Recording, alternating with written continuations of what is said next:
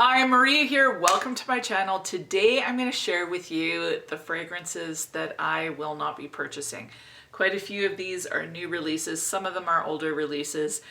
But I talk about the fragrances I love all the time, and I thought it would be good for you to know the fragrances that I just don't get on with. So, before we get started, if you haven't subscribed, just go ahead and hit that button. Join the Weird and Wonderful family. I would love to have you part of the community.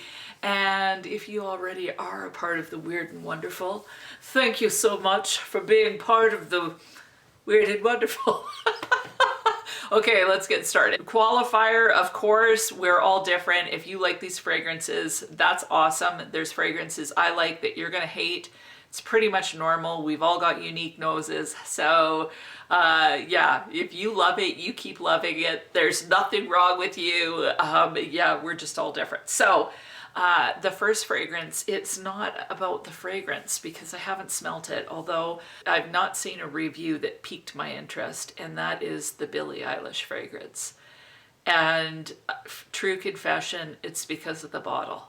I hate that bottle. Like I cannot stand that bottle. So I know where they were going with it. It looked pretty kind of avant-garde, seemed pretty cool, but it's just like the chest slopes forever, and then there's these droopy boobs that are more like feet or pedestals that the statue rests on, and I just think it's so butt ugly. So I don't mind a fragrance bottle that's got boobs on it. So like the Jean Paul Gaultier, or a little bit like risque, like the Scandal legs. I could get around that, but for whatever reason, that slopey chest business, like maybe it's just more natural, because let's face it, none of us, or very few of us, have those seriously perky boobs. But yeah, the bottle just doesn't do it for me. It irritates me every time. I just kind of want to lift that chest up somehow. Like if I could only lift it up a little bit, I'd be really happy. Like I feel like I should be doing this every time I look at that bottle. So it's a hard pass. I wouldn't mind smelling it, but for now, I'm happy to just not even look at it. Next fragrance I am passing that's new is Orchid Flowerbomb. This one I've smelled. It's pretty enough, but it doesn't wow me. I think at this point, with all the fragrances that I've smelled, there's got to be something that stands out. So recently I smelled Flowerbomb Midnight and just fell in love with it. I love the black currant in Flowerbomb Midnight. It's just so kind of juicy and bright, and like it's a sexy fragrance, but to me, I smell that, I get that from the fruit, and I'm in love with it. Flowerbomb Nectar, I like that one, but not as much as the Flowerbomb Midnight. Flowerbomb Orchid, it was nice enough, but it didn't grab my heart like Midnight, so I would just pass on it. It's a nice enough fragrance, but it's just another flanker. So sometimes flankers come out and they're really special, and then other times it's just like, it's just another one. To me, this is just another one. It doesn't stand out other than the color's pretty. Next one that I'm not into is Dolce Lily. So I'll actually, for that matter, a lot of the Dolce fragrances, I love Dolce Garden. It's one of my favorite. I actually really like Dolce Shine, and I may add that one into my collection at some point. I love the yellow bottle. But Dolce Lily, Dolce Rose, don't mind that one either. But Dolce Lily, I'm just not a real fan of any sort of a lily note. Like Lily of the Valley, the lily in this, just doesn't do it for me. Somehow it just doesn't make my heart sing in any capacity.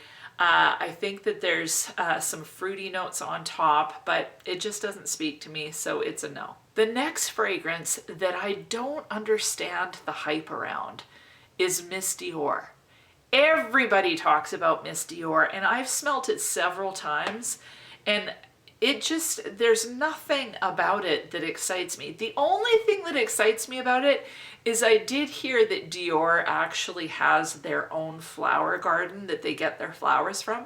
I don't know if that's true, but I heard that and I thought, well, that's kind of neat. Like, that's nifty and kind of posh, that they kind of grow their own flowers and it's their own unique flower situation.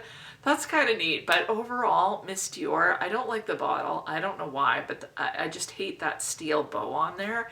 And the smell does nothing for me. It doesn't make me want to put it on my skin at all.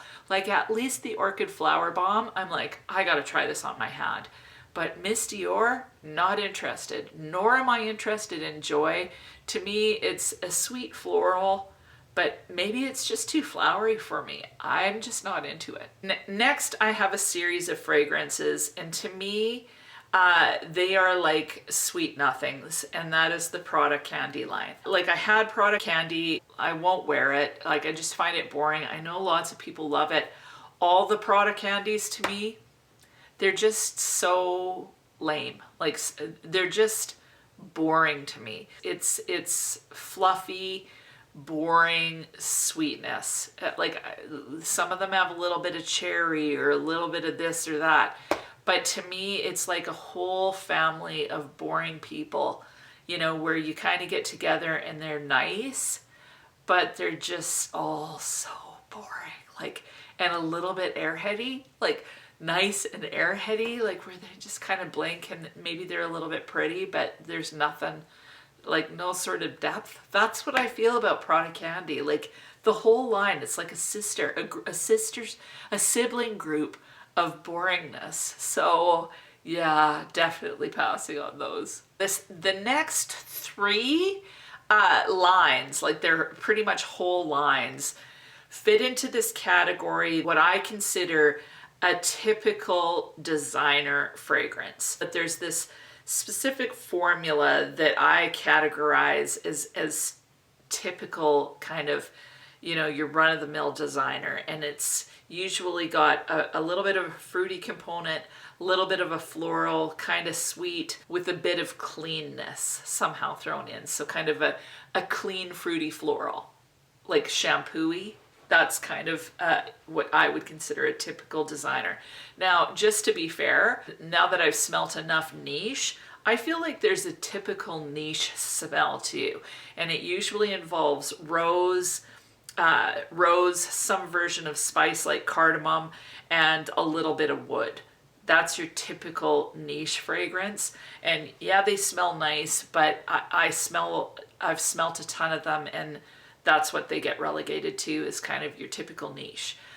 For me, typical designer would be kind of a sweet floral with a little bit of a clean shampoo-y feel to it, like a Garnier, kind of that idea. And so the first line that I just absolutely can't get behind is the Marc Jacobs Daisy lines. First of all, I don't understand. I've asked people, why 3 bottles? Why 3 bottles in each line? Like Marc Daisy Dream. And it's like there's 3 bottles. Like there's the big flower, there's the 3 flowers, and then there's the bottle with little flowers all around it. I don't understand. Like I can't understand the concept. What are they? And I keep asking people and no one can answer me, so it's a little bit confusing.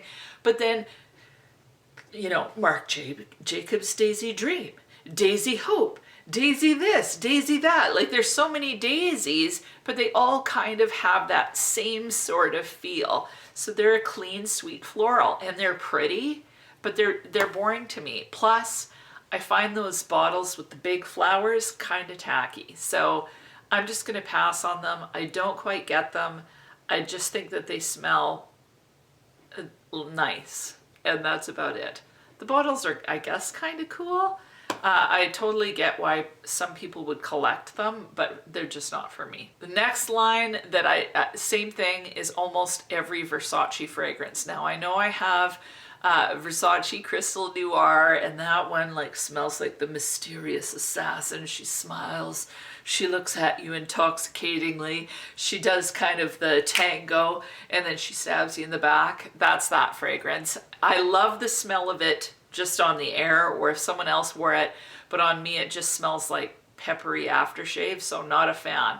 That said, the whole bright crystal line, or all those crystals, yellow crystal, bright crystal, whatever crystal, They don't do anything for me, and neither does the Versace Dylan Blue, Dylan Turquoise. I love the Dylan bottles, but the fragrance, they're all just kind of, again, that sweet, fruity nothingness. Not into it. The other line that I'll just quickly mention, I don't understand the hype around it, is the Tiffany and Company fragrances. I've smelled them, I've tried to like them, don't even want to put them on my skin. Again, it's the same sort of DNA, like they could all just be flankers of each other. Kind of a thin, sweet, clean, fruity nothing. And yeah, I don't understand. Like, what am I missing? Like, maybe I'm missing something. But for me, they're just kind of boring. So I opt out of that clean, shampoo-y, sweet floral. Just not my thing. Unless it's Prada La Femme. But that's a whole other story. Like, that speaks to me. That speaks to me. But those other ones, they just don't do it for me.